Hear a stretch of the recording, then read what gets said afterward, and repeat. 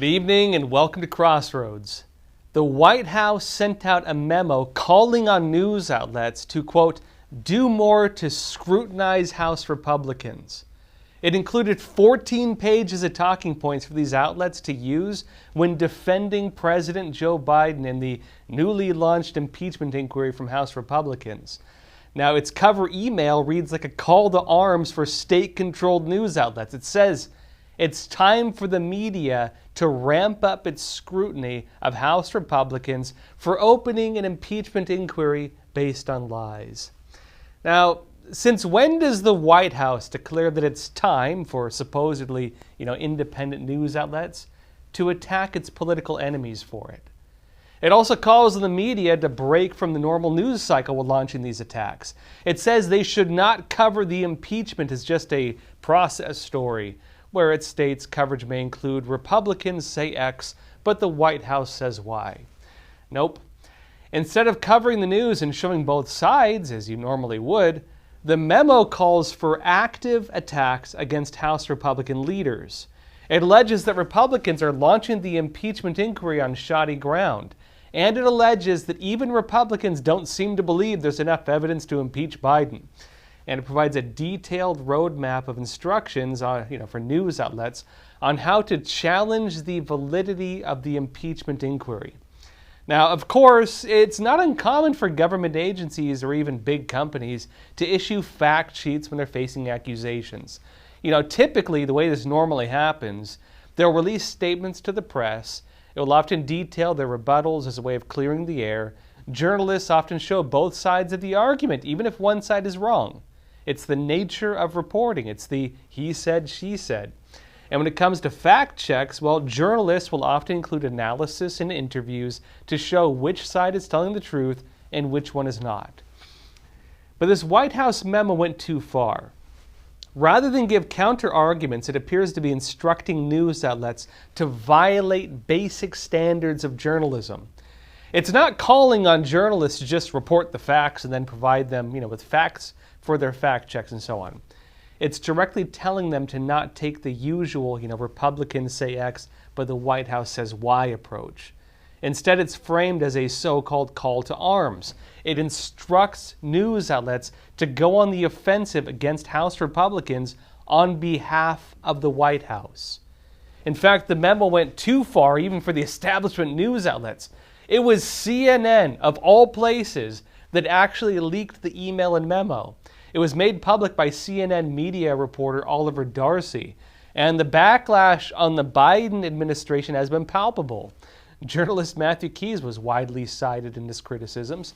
He wrote on X that this is not okay. The White House should not be encouraging, influencing, or interfering in the editorial strategies of America's newsrooms, including CNN and the New York Times. Now, the White House, meanwhile, appears to be standing by its approach to avoid the debate on evidence, the he said, she said, and to instead attack the Republican leadership. In fact, here's White House Press Secretary Karine Jean-Pierre today. That's why we call it baseless. That's why I just called it baseless, because they have said themselves that there is no evidence. The evidence does not exist, and this is a political stunt. They could not even support their own votes. They couldn't. Speaker McCarthy could not even get support for this vote. And so I'm going to just leave it there. Now, she's also accusing Republicans of distracting the government from things that really matter. Watch. And they are distracting from top priorities that we have, like fighting the fentanyl crisis, delivering disaster relief, and helping Ukraine fight Russia's illegal war.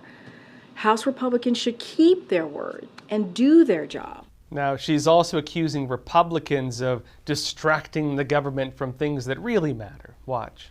And they are distracting from top priorities that we have, like fighting the fentanyl crisis, delivering disaster relief, and helping Ukraine fight Russia's illegal war. House Republicans should keep their word and do their job. Several establishment news outlets appear to have gotten the memo, let's say. Many of them barely covered the launch of the impeachment inquiry into President Biden. New York Times, for example, they had one impeachment story on their front page today.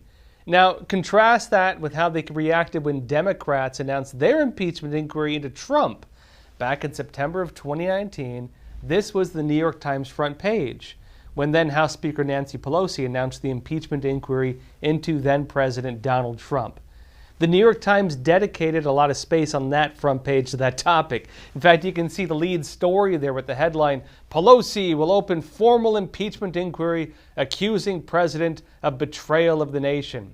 But today, well, a comparatively little sliver of space on the side of the paper, you can easily miss it. But back to that memo. There's something else that's important. The CNN piece says that the White House memo was sent not to reporters, but to the executives of various establishment news outlets. In fact, among these were CNN, the New York Times, Fox News, the Associated Press, CBS News, and others. It cites an unnamed White House official on that claim. But that raises another serious issue with journalistic integrity. Look, normally press statements and fact sheets, they're sent to individual reporters. Normally they're posted online, out in the open, where the public can see them. And at the very most, they're going to be sent to editors or producers who can then provide the materials to the journalists. They're not normally sent to the top executives of news outlets who are not involved in the actual process of researching or covering the news. This gives the appearance it's a directive from the White House to the news outlets themselves, and not just a set of arguments for the individual journalists that they can consider when they're covering the news. It ties into one of the big criticisms often lobbed at the big corporate media. It's the suspicion that their news coverage is not independent, that the power is not in the hands of the journalists, and that instead their coverage tends to have the ever-present hand of top executives, restricting what journalists can say and what they cannot say. Now, if the White House is in fact informing these talking points coming from the top, that's a big deal. Well, folks, that's it for YouTube. For the rest of the episode, come join us on Epoch TV. We have some really important content. We have Michael Yon reporting from the Darien Gap in Panama, what he's seeing of the illegal migrants coming into the United States, what he says are some real security threats he's watching down there, and a lot of information we're not being shown on normal TV. We're also going to be talking about how climate scientists are being forced to make statements they don't necessarily agree with, and how the consensus on climate change is in fact consensus created only through threatening people. It's not actual consensus. Some real important information that we can't really show you on YouTube, especially the climate stuff. That's why you should come join us on Epoch TV, where we have freedom of speech, unlike here, unfortunately. And again, a lot of stuff we can't talk about. Come join us, Epoch TV, 25 cents a week. Great content there as well, documentaries, TV shows, movies, the rest of this episode. And again, come breathe the fresh air of freedom, and I'll see you there. People from 160 countries illegally cross the U.S.-Mexico border and give themselves up to Border Patrol. But what about the ones who evade Border Patrol? These are known as the gotaways. You can safely assume that anybody that went through the extra effort to avoid U.S. Border Patrol was not an asylum seeker by default. It may not be today, it may not be tomorrow, but somewhere down the road, if somebody rapes and kills somebody, and we find out that they came through here on my watch, that's unacceptable. These men had surrounded my house. They were banging on my back door. They were banging on my front door. You can't understand it unless you're out here seeing it every day. 21 dead bodies on the property. Code 3 response. Is it wrong to ask people to come to your front door of your home? Then why would it be wrong to ask people to come to the front door of our nation? Their primary goal is to circumvent the checkpoints, go undetected. People that do not want to surrender, those are going to be the potential terrorists, the criminals, the real threat to the U.S. We were hoping the federal government would step in and do something, but they didn't. We have no clue who they are or where they're going. That's the scary part.